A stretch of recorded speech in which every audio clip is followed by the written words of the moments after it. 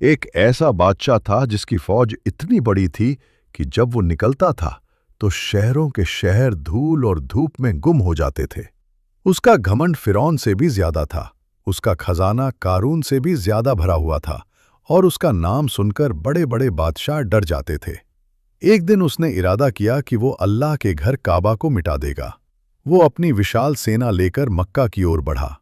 लेकिन जब वो काबा के करीब पहुंचा तो उस पर अचानक एक अजीब बीमारी आ गई। उसका शरीर जवाब देने लगा, आंखें धुंधली हो गईं और सांस टूटने लगी। तब उसे समझाया गया कि ये अल्लाह का घर है, इसका रखवाला कोई इंसान नहीं बल्कि खुद अल्लाह है। यह सुनकर उसका घमंड टूट गया। उसने तौबा की और अल्लाह के सामने झुक गया।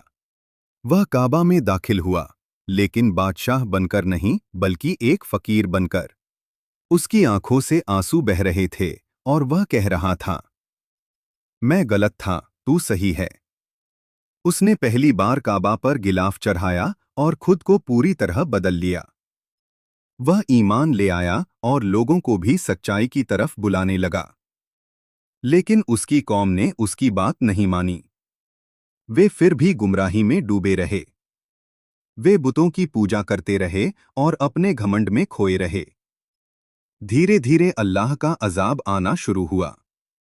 पहले पानी कम हुआ, जमीन सूखने लगी, बाग बर्बाद होने लगे। लेकिन लोगों ने इसे नजरअंदाज कर दिया।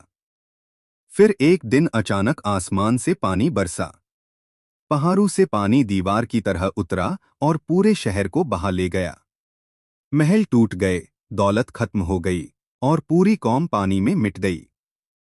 जो लोग कल तक अपनी ताकत पर घमंड करते थे, आज उनका कोई निशान भी नहीं बचा। कुरान ने उन्हें हलाकशुदा कौमों में गिना ताकि आने वाली नस्लें सबक लें। यह कहानी सिर्फ एक कौम की नहीं, बल्कि हर उस इंसान के लिए चेतावनी है जो अपनी ताकत, दौलत और टेक्नोलॉजी को ही सब कुछ समझ बैठता है।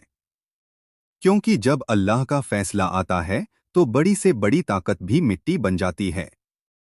अल्लाह हमें इबादत करने की तौफीक अता फरमाए। आमीन।